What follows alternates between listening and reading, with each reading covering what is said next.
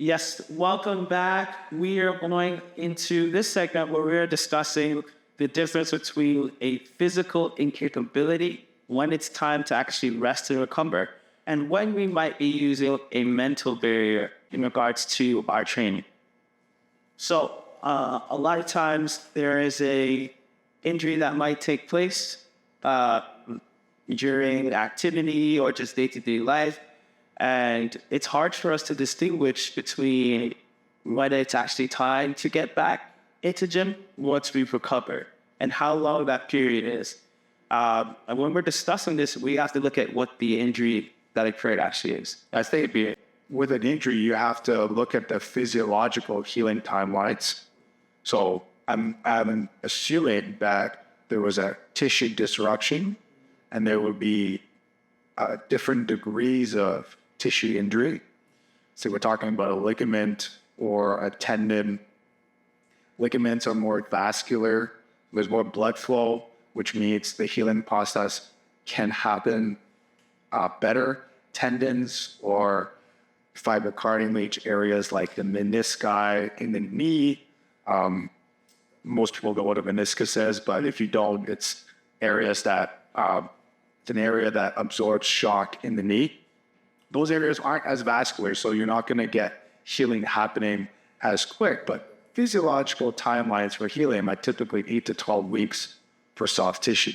And if we're thinking about dislocations as well, those are a little bit more acute depending on how the dislocation has happened. So if it is something where we've gotten dislocation once it's put back in place, it's just more so, it's depending on how much tension was actually done in that area, that will affect the time as well. Yeah, so we want to know that when we're looking at training after an injury, with an injury, I think it's kind of two different things. Is it an acute problem or are you just having chronic pain? Right? Because when it's acute, we obviously have to let the tissues heal. And that could be allowing inflammation to just come down, right? Maybe 48 to 72 hours before inflammation actually settles. And once it's settled, we have to determine how much stress we're going to place on our entire system, because exercising is actually a stress that we're adding to our system. So this is why it's super crucial to know at what points are we actually going to get back to whatever our normal was before. When I say normal, I mean whatever mode of activity that we're doing. So if you are someone who was in a biking accident, biking is something that you want to get back to. We have to get, and you could say a knee injury, we have to get that knee ready to then flex and extend comfortably at the same rate that it was prior. So when we're looking at this, we have two factors. We have the physical ramifications of the injury. And so we're talking about that's what I was talking about, to the inflammation, the tension to the area, how acute the injury was, and going through that tissue healing phase. Right, so when the damaged area is actually repairing itself, so that's the natural process. So at that point, we're doing things to make sure our sleep is at an all-time high. We're making sure that we're getting adequate whole food nutrition, and at that time, depending on the injury, and also making sure that we're taking as much load off that area.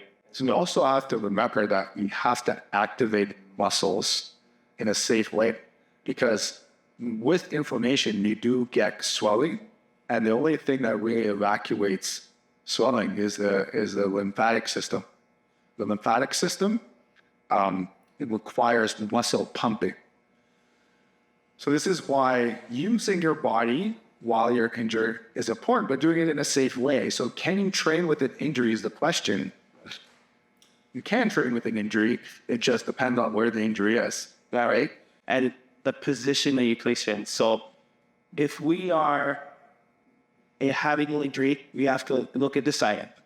is the tissue that we're looking at the point where we can now load it and be on it safely.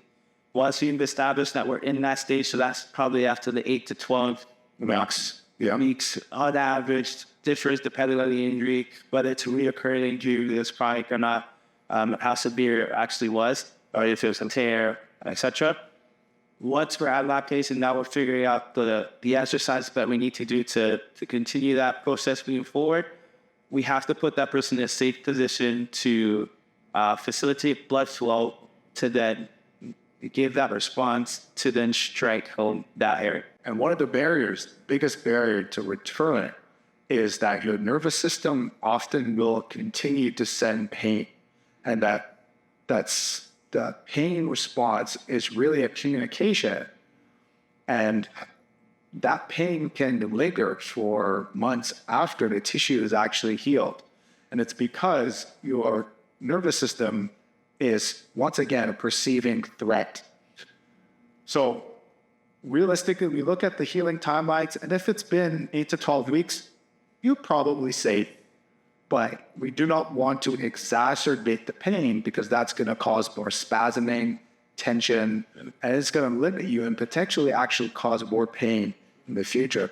So it's really important to speak to a professional when you're trying to get back to training after an injury and do it safely. Take it step by step. But remember, 8 to 12 weeks, typically, you're okay. And if it is something where there's a breaks happening, I think that's when we have a little bit more time. But the takeaways that I want for you guys to leave here with today is, first and foremost, putting you in a safe position once you're clear to get back into training. That pain response is normal, especially if we're in the first couple weeks of post-surgery or post-recovery. And that's why it's even more important for you to be working alongside with a professional to ensure that the exercises that you're doing match the demand that you're able to have the right backside. If you enjoyed this segment, tune in to our next segment.